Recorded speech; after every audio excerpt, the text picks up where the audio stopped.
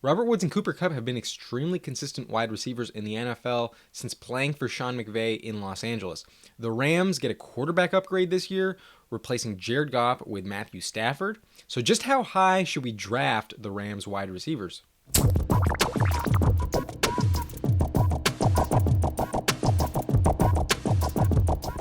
All right, so in the last two seasons, Robert Woods and Cooper Kupp have remarkably similar stat lines. Both of them have played 31 games, and I'll lay these stats out with Woods on the left and Kupp on the right.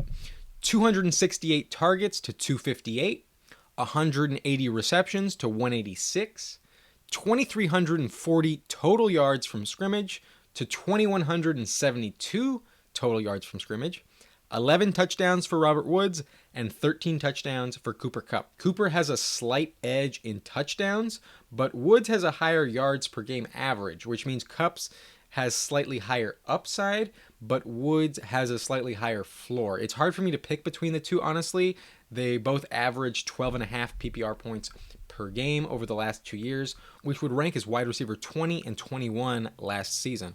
But given those stats all came with Jared Goff under center, I think it's safe to assume they both see a slight uptick in fantasy value this year.